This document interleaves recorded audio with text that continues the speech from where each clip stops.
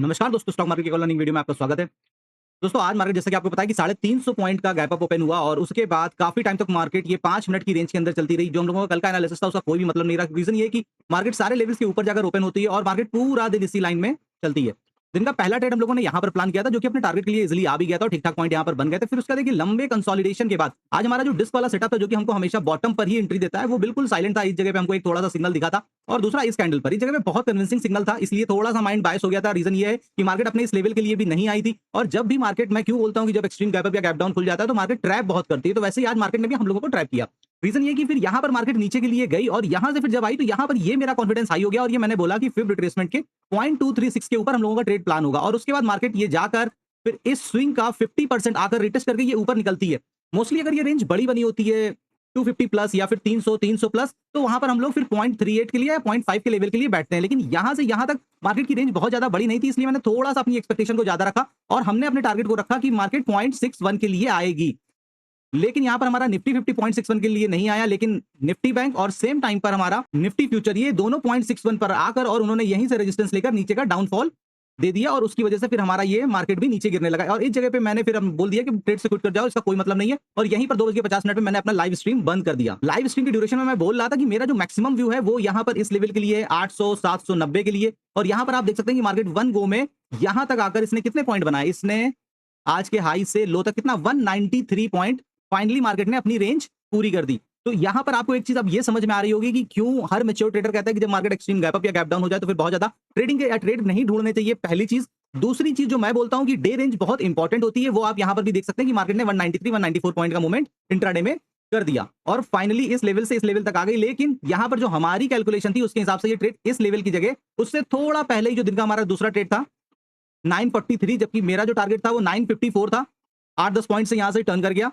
तो दोस्तों ये सब पार्ट ऑफ गेम है। अगर आप अपने रूल्स, अपने डिसिप्लिन को, अपनी कंडीशंस को फॉलो करके ट्रेड करते हो तो आप बड़े लॉस नहीं करते हो और इस तरीके से मार्केट आपको ट्रैप करेगी करेगी। हाँ, ये होता है कि जब आप अपनी कंडीशंस पे ट्रेड करते हो वो कम से कम करती है। बस मेरी यहाँ पर गलती यही थी कि मैंने टारगेट को थोड़ा सा स्ट्रेच कर दिया रिस्क रिवॉर्ड के पॉइंट ऑफ व्यू से कि भाई ठीक है, मार्केट की छोटी सी रेंज बनी थी तब तक। अगर तब तक हम देखें तो मार्केट की रेंज कहां तक आई थी, मार्केट की रेंज 146 बनी थी। तो इसलिए कोई बहुत बड़ा चीज नहीं था कि मार्केट इस लेवल के लिए नहीं आएगी। प्लस दूसरी चीज की मार्केट इतने कंसोलिडेशन के बाद और यहां पर ट्रैप करके निकल रही थी, तो व्यू तो ये था कि मार्केट फिर इस लेवल के लिए या फिर दिन के हाई के लिए जाएगी। क्यों? क्योंकि जब इस तरीके की न्यूज होती है ना कहीं आपको बायसनेस आपके अंदर ला देती है और वही आज मेरे साथ भी हुआ। मैंने यहां पर एक्सपेक्ट किया कि ठीक है भाई, इतना गैप अप ओपन हो गया 350 पॉइंट का, लेकिन अभी इतना टाइम बिताने के बाद और यहां पर एक ट्रैप बनाने के बाद और फिर ये मार्केट निकल रही है, तो मैं यहां पर कुछ भी एक्स्ट्रा एक्सपेक्ट नहीं कर रहा हूं। जिस वजह से मैंने 0.61 के लेवल को यहां पर एज अ टारगेट, अपना प्राइमरी जो मेरा फर्स्ट टारगेट होता है, मैंने वही रखा। लेकिन मार्केट 10-11 पॉइंट से यहां पर टर्न कर गई। आज मार्केट अब यहाँ पर क्लोज हो गई है। अब देखते हैं कि कल हमको यहाँ पर क्या ट्रेड करना है, क्योंकि कल भी मैंने यही बोला था कि अगर मार्केट गैप अप ओपन होती है तो मेरा बुलिश का व्यू फिर कुछ बहुत ज्यादा नहीं रहेगा कि अगर मार्केट खुलते ही भागने लगेगी, गैप अप ओपन होगी, मैं बिल्कुल भी ट्रेड प्लान नहीं करूंगा ऊपर साइड का। रीजन मैंने क्या बताया था, एक तो आरएसआई का बताया था, दूसरा मैंने क्या बताया था, पीसीआर। ये दो मोस्ट इंपॉर्टेंट रीजन है जिसकी वजह से मेरा यहाँ पर कोई भी इंटरेस्ट मॉर्निंग से ही ऊपर साइड का नहीं बन रहा था। इस वजह इसलिए जब यहाँ पर मार्केट डबल बॉटम बनाकर भी गई तो मेरे को ट्रस्ट नहीं आया और मैंने यहाँ पर कोई भी ट्रेड प्लान नहीं किया। मेरा पहला ट्रेड यहीं पर प्लान हुआ और दूसरा यहाँ पर आप देख सकते हैं ड्यूरिंग लाइव स्ट्रीम। अब कल बहुत इंपॉर्टेंट दिन है क्योंकि कल है एक्सपायरी निफ्टी की, तो उसके हिसाब से यहां पर ट्रेड प्लान करना है और पीसीआर भी एक इंपॉर्टेंट लेवल पर आ गया है 0.95। ठीक है, अब यहां से दोनों ही चीजें हो सकती हैं क्योंकि कई बार पीसीआर ऐसी कंडीशन पर आकर क्लोजिंग करता है कि वहां से दोनों साइड की प्रोबेबिलिटी ज्यादा होती है। आप किसी एक साइड का बायस होकर कोई भी डिसीजन नहीं ले सकते। यहां पर पीसीआर 1 के आसपास क्लोज हुआ है 0.95।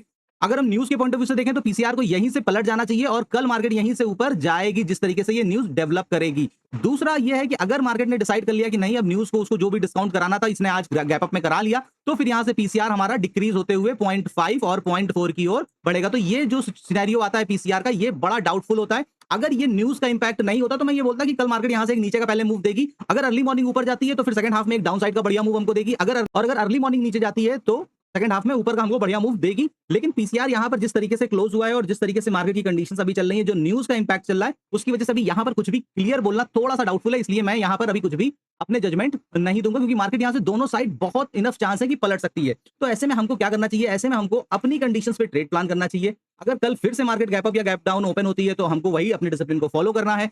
सबसे पहले हम क्या करेंगे, 15 मिनट की कैंडल लगाएंगे और मार्क करेंगे आज का जो भी ये हमारा हाई है, ये है 24,000 का। और यहां पर आप देख सकते हो बहुत बड़ी मात्रा में 1.88 सीआर कॉल सेलिंग हो रखी है। तो अगर मार्केट इसके ऊपर निकलती है तो एक बढ़िया मूव हमको दिखेगा। लेकिन ये बढ़िया मूव जब मैं बोलता हूं तो वो कब बोलता हूं कि मार्केट अगर इसके आसपास कंसोलिडेट करके अगर निकलती है तब बढ़िया मूव दिखेगा। अगर मार्केट यहां से 200 250 पॉइंट नीचे से आ रही है और फिर यहाँ कंसोलिडेट करेगी, तो बहुत हाई चांस है कि अब मार्केट ऊपर नहीं निकलेगी, ये यहाँ कहीं आपको ट्रैप करेगी और नीचे आ जाएगी। रीजन क्या है? रीजन ये है उसके पीछे कि मार्केट की एवरेज रेंज हमेशा उसी चीज को फॉलो करिए जो मार्केट मैक्सिमम टाइम रिपीट करती है। मार्केट मैक्सिमम टाइम 200, सवा 200, 250 की रेंज बनाती है, तो उसके बाद फिर अगर आप एक्सपेक्ट करोगे ना तो आप ही ट्रेड में जाओगे। लेकिन जो ये बियर्स है ना, ये पैनिक नहीं करेंगे। इनको मालूम है कि most of the time market इसके नीचे ही आकर क्लोज करेगी और वो शांति के साथ बैठे रहेंगे और आपको एक दो ग्रीन कैंडल दिखा के ट्रैप कराएंगे और फिर नीचे की तरफ लेकर क्लोजिंग कर देंगे।